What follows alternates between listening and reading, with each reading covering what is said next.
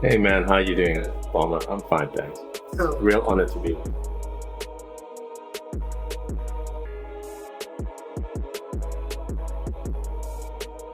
It's a very interesting question.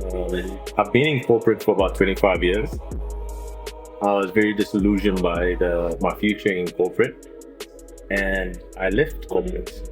But I needed to figure out what to do. And at that same time period, I was getting tattoos from a wonderful tattoo artist by the name of Angelo, the owner of Rising Dragon. Wonderful person, wonderful tattoo.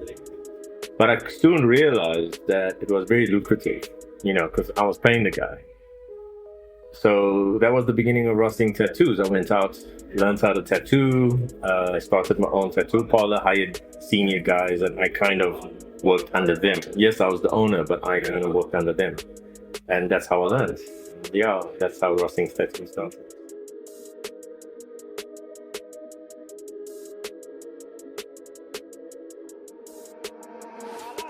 Tattoos is it's a real honor to tattoo anyone. I mean, I've taught over 50 kids how to tattoo, but um, and I always tell them, to tattoo someone is a real honor because you're part of their story, you're part of their legacy, and people are giving a part of their body literally to you to mark their life. So it's a real honor to actually be part and parcel of the tattoo process. I'm really honored, and you know what they say, to do something you love, you never work a day in your life. That's true, but if your body doesn't know the difference between passion and exhaustion, yeah, you still get exhausted at the end of the day, even though you're passionate about it.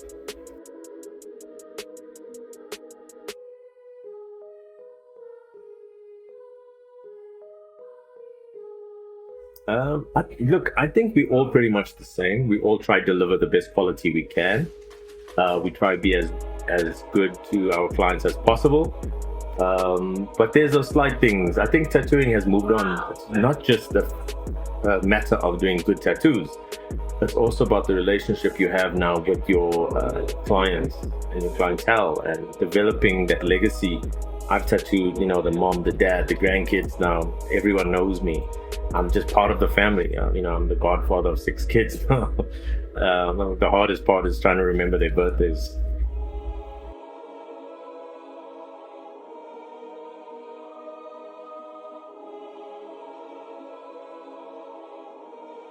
Um, I think as South African artists, we struggle to specialize in one style. We don't have the luxury as the overseas artists do, where they can specialize. The market is very very big overseas.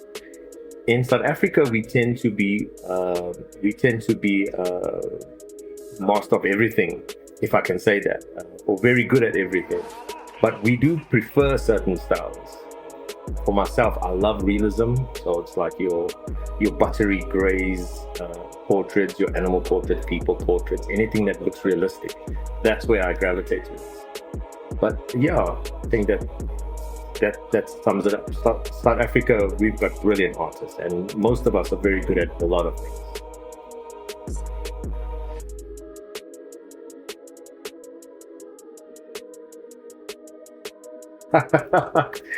I've got a lot, man.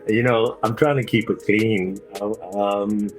So what happened was I was tattooing, and my fiance brought to my attention the which was very audible, but I wasn't. I mean, I get so focused. It's like blinders when I'm tattooing. I'm just so focused on my work.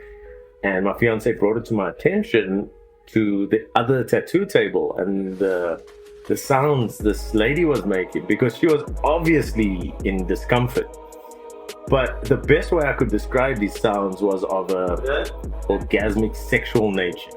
And the more discomfort she had, the more orgasmic it clearly was for her. And I actually regretted me hearing that. Now I couldn't stop hearing it. The whole evening I'm listening to X-rated movies as I'm trying to focus. So I hope that's clean. I hope this will make the cut.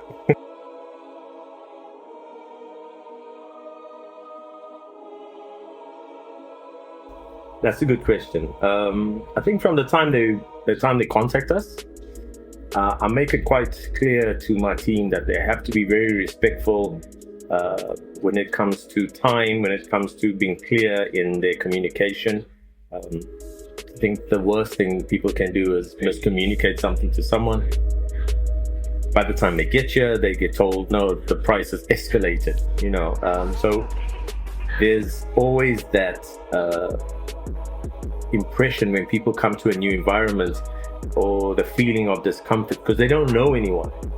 And I always encourage my team to offer a simple cup of coffee or a glass of water, make the people feel at home and safe, start up a conversation even before you start talking about the tattoo, even before you start talking costs and, do you live nearby?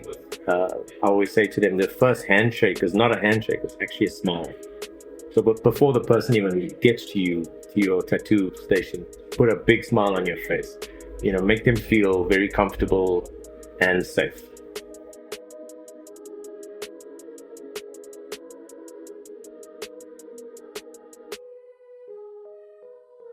The creative process, that's a very good question as well. The creative process begins with understanding what the client wants. Obviously, we listen to what the client wants. Us as the experts know what's good, know what's best practice, know about longevity, how long will a tattoo take. Clients have their expectations. Their expectations is based on something they saw on Pinterest, on Google, on the internet. But a lot of the stuff on the internet is actually AI generated nowadays. It's fresh tattoos. They don't show you tattoos when it's 6 months later. So when they come to you, they see a beautiful finger tattoo. They're like, want a finger tattoo. I've recently been married.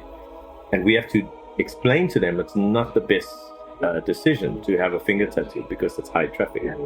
So from the time someone calls us to the time they get in, there's always managing expectations. And basically, by the time they get to us, we let them say their piece. And then we start consulting, So we add our 2 cents to it where we say, okay, this is what you want. But our expert means that we're looking for your best interest, not what's best for us, but what's best for you guys, for the client.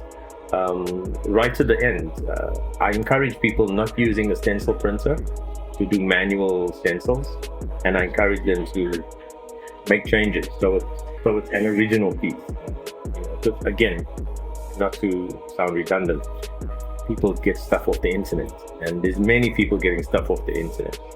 I've had a guy call me and say, why have you duplicated my tattoo? I said, well, in all honesty, you got it off the internet, which is the World Wide Web. I think there's 1 million people with the same tattoo now. And so once it's on the World Wide Web, it becomes everyone's property, right? In essence.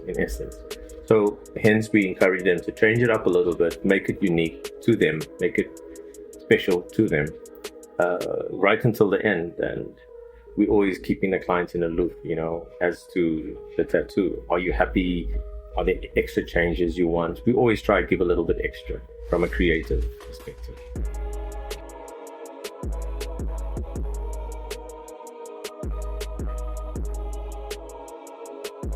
I think doing lots of independent research on the actual tattoo artist, tattoo parlor. A simple way is looking at the Google reviews, and I'm proud to say we've got a very good standing with our Google reviews.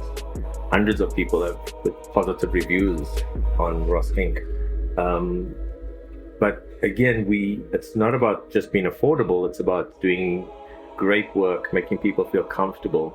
We are considered the family tattooer, so meaning people can come with their mothers, wives, children, and there's no obscure music playing.